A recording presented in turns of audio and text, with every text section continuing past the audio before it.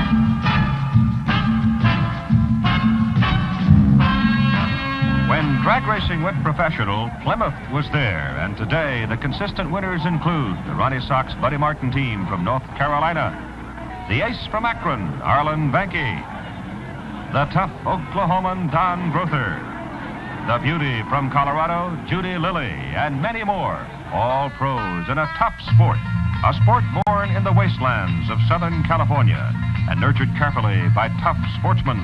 That's where drag racing came from. In the 30s and into the 40s, cars raced against the clock in straightaway time trials on the dusty, windswept dry lakes and salt flats. Men like Ack Miller, Vic Edelbrock, Ed Iskandarian, Paul Schieffer, Wally Parks, and many others held to their belief that their sport did have a place, and the Southern California Timing Association led the way toward growth and progress in drag racing.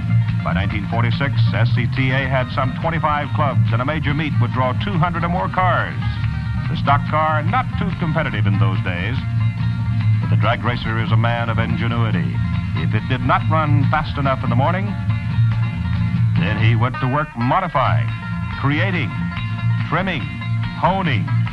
Give him a couple hours and he's 10 miles an hour faster. In a word, creativity, with speed the sole object. This was the look, flatheads, four-bangers, running with V8s and even V12s on inactive military airstrips. A lot of $300 mustering out checks put the hot rodders back on wheels.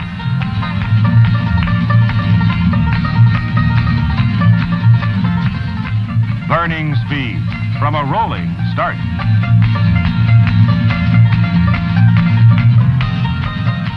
It had a special look, but also had a special performance. Tuned exhaust.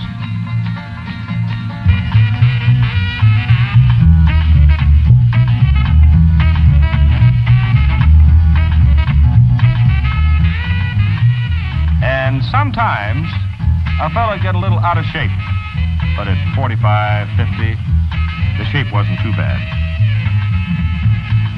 The pits, they've always looked like the pits. Flat of your back, searching for the problem. Then came men like Stu Hilburn, magicians with carburetors, camshafts, fuels, and the like. Some real motor science started to show up in drag racing. They tamed the V8s, added streamlined chassis, and proceeded to break the magic 150-mile-an-hour barrier.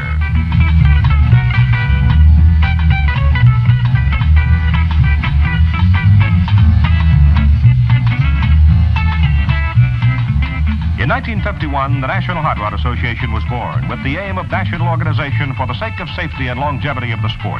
The NHRA sending out safety safaris in the early 50s to sell drag racing, put drag racing on the track, keep it off the street.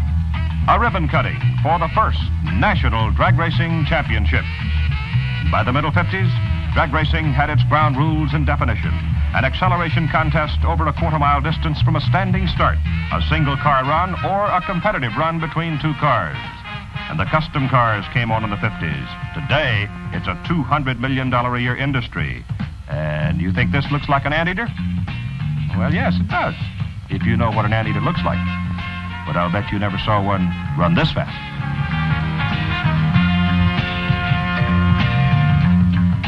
And even in the beginning years, a fella needed a push now and then. If he lost, well, sometimes dignity required him to take the shortest route home. Jack Brabham and Colin Chapman might be surprised to learn that dragsters were being pushed quite fast in the 50s.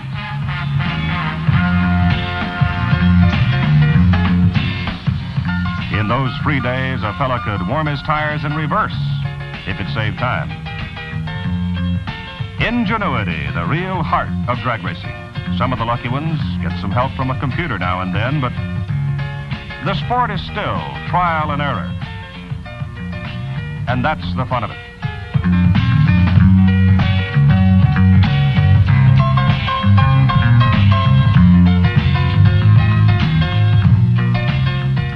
That's the fun of it sometimes. In 1951, the first Chrysler Hemi engine came on the scene. It took a couple of years to harness the power of this giant of an engine. But most dragon men realized this would be the foundation power plant for years to come. The search for power produced more and more twin-engine dragsters, a few very fast, a lot with promise, and all with mechanical bugs.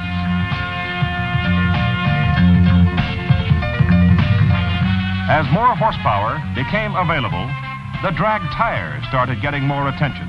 Produced very little smoke, very little in those days compared to the tires of the middle 60s.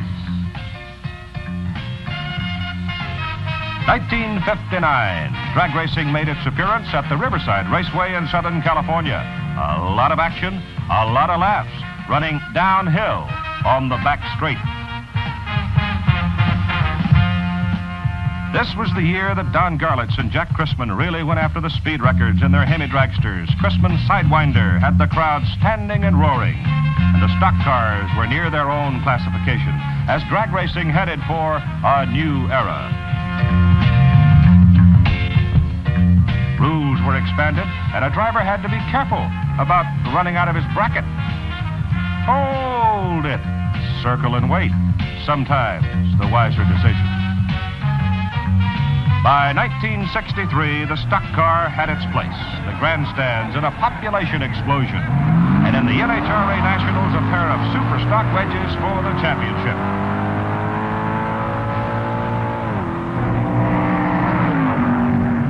In the '64 Winter Nationals, Don Garlits, the Florida Swamp Rat, relied on Hemi power and swept to a wing victory in the top fuel class.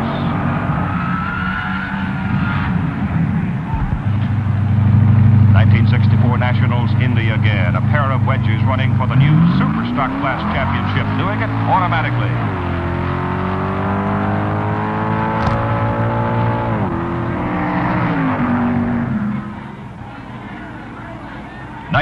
'66, again, Pomona. NHRA Winter Nationals. A tough team comes in from North Carolina. Buddy Martin, team manager. Ronnie Sox, driver. Jake King, master engine builder.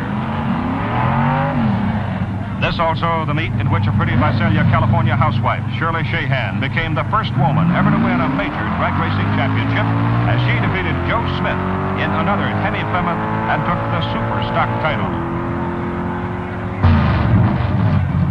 Sox and Martin, they turned Hemi power loose in their gas-burning funny car, winning their class and become the talk of the sport.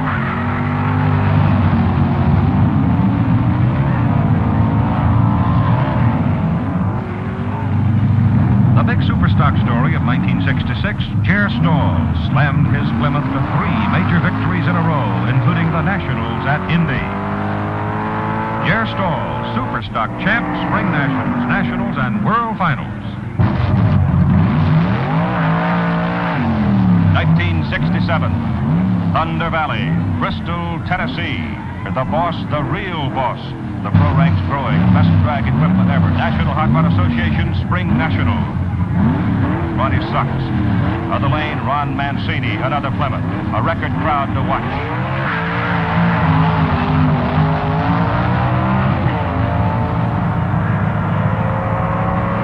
And it's Ronnie Sux winning the Superstock Eliminator title. So we go on to Indianapolis for the NHRA Nationals. Next, Ronnie Sux takes on the old pro, Grumpy Jenkins, driving a Camaro. Jenkins, one of the best ever at the Christmas tree. Ronnie Sux had the power in his Plymouth. He knew it, but he also knew the light was critical. And Sux is a half breath too quick. A red light, and Grumpy is the winner in Superstock in the 1967 Nationals.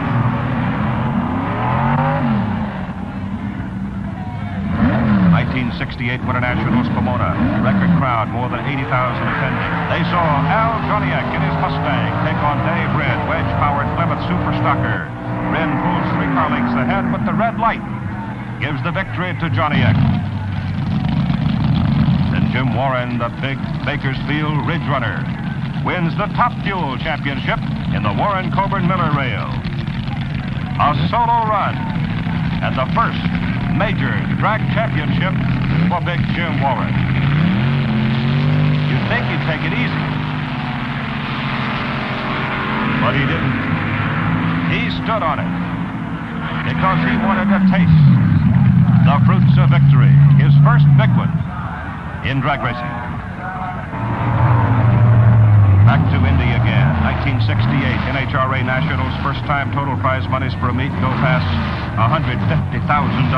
Again, a Plymouth showdown. Superstock finals. Arlen Banky, Akron, Ohio, against Wally Booth, Midwest Auto Special.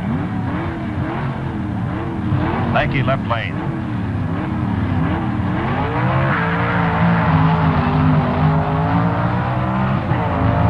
Banky's got to catch him. Top end, he got him. Akron Arnie for the win. Take a look. Less than a yard for the victory. Arlen Banky. Superstock. Come out of there. Let me shake your hand. Congratulations. Thank you. This the first big title for you this year? Yes, it is, sir. What was the difference for you at the Nationals, Arlen? Well, it just seemed like the car was ready. I felt good, and it was my day. And no troubles along the way? No exciting moments? None whatsoever. No troubles. Everything was exciting because the car was running fine, and so was everybody else. What does this mean to you, this national championship? I know that you're certainly not a newcomer. You've been in the sport for a long time. It must be a rewarding moment for you. Well, it means to me I can go home and won't have to listen to anybody saying, why did so-and-so beat you, or what did you do this wrong for? I can go home and feel good. I'll bet you can, Arlen. Congratulations again, and good luck to you. Thank you.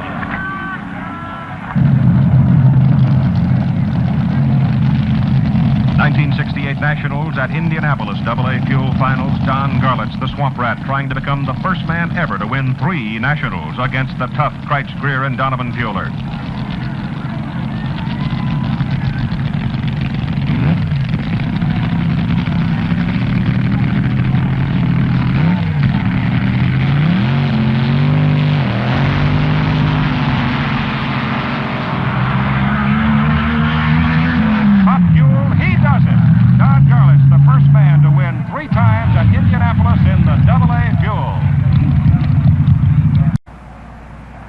While a Plymouth teammate savored the fruits of victory, the Sux and Martin team was on the road. Ronnie Sux and Buddy Martin, prime figures in a rolling research program for Plymouth, making one of their clinic appearances. Buddy Martin. Superstock. Yes, there was. As you know, in the past we've had the Superstocks and run Superstock Eliminator, and also, as you know, that there is... Their purpose, to help performance enthusiasts with the latest tips on safety, handling, braking, acceleration, and driving techniques cited by Ronnie Sux. The way our cars are set up with a big tire on it, we can use it... For the professionals, there's a lot of work to be done. The Sux and Martin team, including Chief Mechanic Jake King, are busy preparing the 1969 race cars. The work is done carefully, efficiently, quietly. And suddenly it's time for the Midwinter National Drag Meets, the start of a full season of racing. So the red, white, and blue Plymouth van is on the road, rolling cross-country from home base in Burlington, North Carolina to Phoenix, Arizona. The American Hot Rod Association Winter Nationals, Beeline Dragway, Phoenix. Unload. Unwrap. A quick check of the racing machine. First day, qualifying and time trial. If you have any tuning to do, today's the day. Tomorrow, eliminations begin.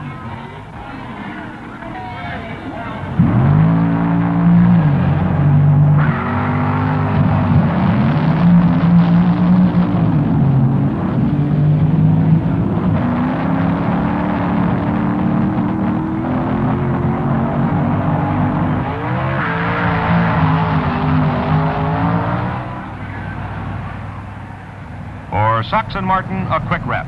Back they go to their motel. Their day is not over, not until well into the evening. For the American Hot Rod Association has chosen this evening to officially name Ronnie Sox as the AHRA Driver of the Year for 1968. AHRA President Jim Tice makes the presentation. We of American Hot Rod Association very happy to make you this presentation as our 1968 Driver of the Year. Thank you very much, Jim. I'd like to thank all of you with AHRA for this award. And I'd also like to thank everyone that made this possible, especially all of our sponsors, and to Mr. Jake King, who we think is one of the greatest mechanics in the bunch, and also to Mr. Buddy Martin, who has to get all the loose ends tied up and more or less satisfy the factory guys, satisfy me, and satisfy Jake. And I know he has a pretty rough job, so just a special thanks to all of you.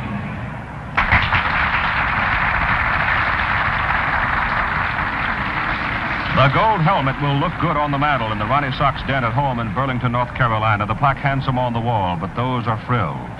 All these honors may seem directed toward Ronnie, but this is no bother for the team. Buddy Martin puts it this way. It's just what it states. It is Driver of the Year. And he is a driver, and he did the job. It's for sure that we could have had the car to run just, better than anybody else could have ever made the car run, and had some jackleg driver, guy that just an average driver or whatever, and we wouldn't have gotten anywhere. We wouldn't have come up with anything like this. So, he did the job, and like I say, as far as seeing him win it, we know, and most everyone else knows now, that it's it's a team effort, and that if he wouldn't have had a good car and a capable car, he couldn't have gotten Driver of the Year. And if anybody's done a job, did a job driving last year, he sure proved it. In the Superstock class at the 69 AHR Winter Nationals, Arlen Vanke and his Plymouth Barracuda win easily in the semifinals as the Mustang comes unglued off the starting line. And now Ronnie Sox gets the call. Finals top stock eliminator. The Mustang will get the handicap. Tough. It's tough to sit and wait while the competition goes flying down the strip.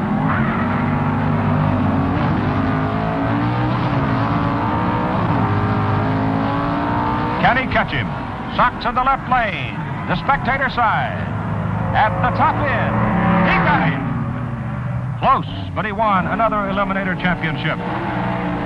Back comes Arlen Vanke in the Superstock Finals. Vanke running in the left lane. Ed Terry's Cobra Jet right lane. And Vanke wins easily. And now the Mopar Review under the high sky of Arizona. The Ram Chargers, AA fuel champions. Big John Mazmanian's super tough, funny Barracuda, the best appearing car and crew at Phoenix. Arlen Vanke, the Superstock champ.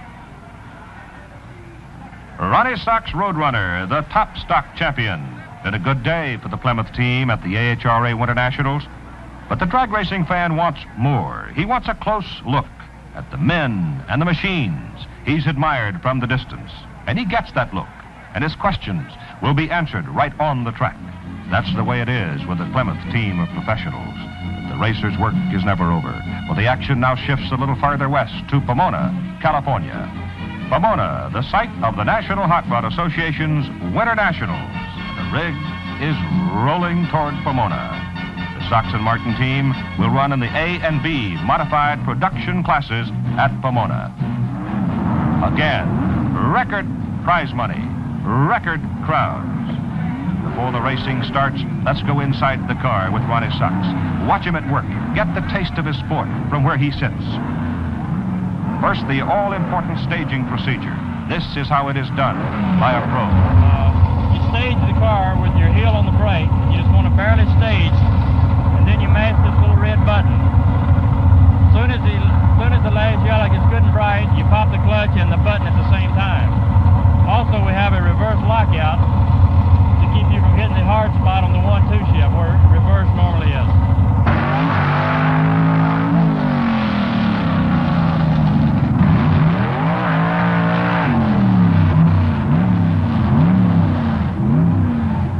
What about the Christmas tree? Are all the Christmas trees the same, Ronnie?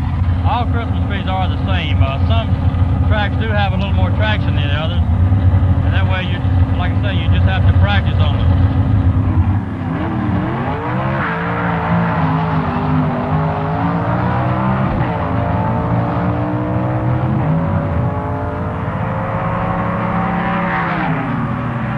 Ronnie Sox runs in the A modified production final shortly, but right now we have two Plymouths rolling to the starting line in the Super Stock semifinals. Don Grother, Oklahoma City, in the near lane, torque light. Arlen Banky, Akron, Ohio, in the far lane, 4-speed shift. Note how carefully they are staged after they've warmed the tires.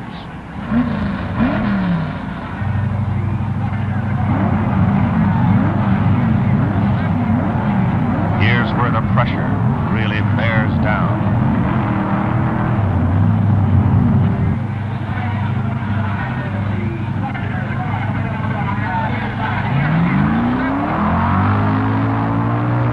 A great start for Grother.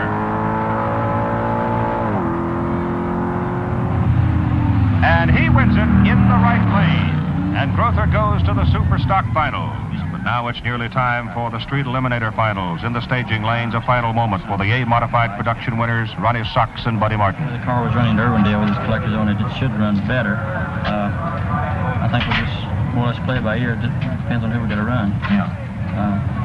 Right now. I can tell, I can just about tell how good a body gets if it's going to go below the record. Yeah. So if it does, we'll just straighten it out on the other end.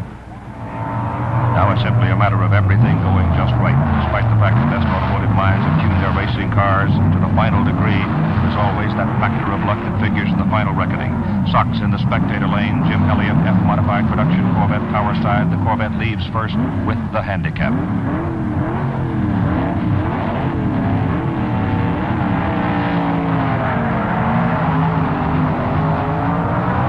And Ronnie Sox will lose this one. A red light.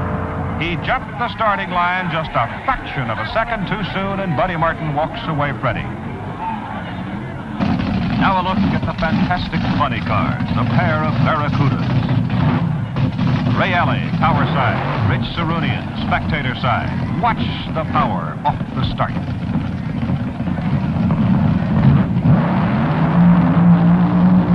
Alley, out of shape. Buddy Hosen, a fantastic job of driving by Ray Alley, and he goes on to win the race. The Chrysler Hemi engine remains the top fueler's favorite power plant. AA Fuel Finals, both Hemi-powered. Don Prudhomme will be running in the far lane. The veteran, the Snake. John Mulligan in the near lane. John, often a bridesmaid, but he has never won a major drag racing championship.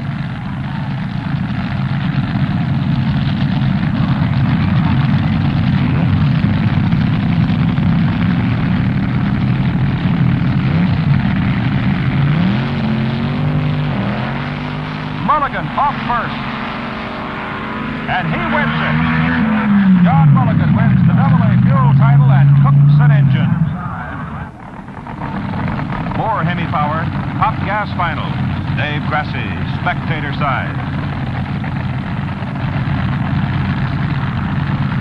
Cliff Smith in Larry Bauer's gas rail power side.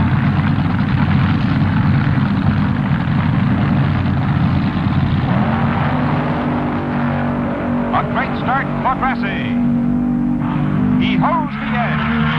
An easy win for Dave Gracie in the Tough Gas Final.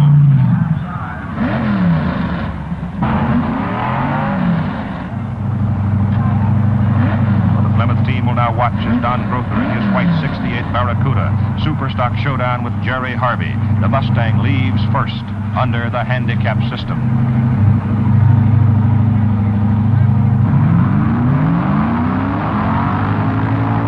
Grother's got to catch him. Can he do it? Yes, he can at the top end, and Plymouth remains the car to beat in Superstock Eliminator.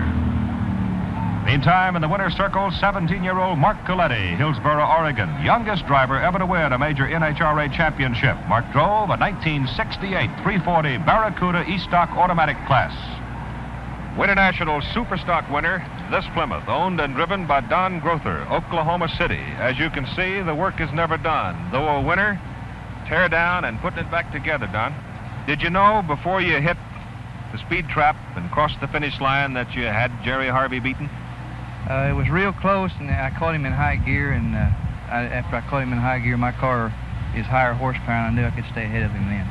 You've been driving for a good many years, trying for a long time, close many times, and you finally came up with a big one. How did you start?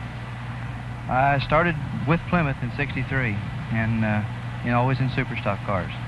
And you just hacked away at it until you finally got to that little gold mine. Finally had a lucky streak. Don, congratulations and good luck to you. And so the racing is done. The track stands emptying, growing quiet. And it's time to roll on to another race, to another city, to another story. It's a time to ponder, to talk, to plan, to refresh, to be tougher for the next race. That's the way it is with a competitive man, especially the professional who enjoys his work.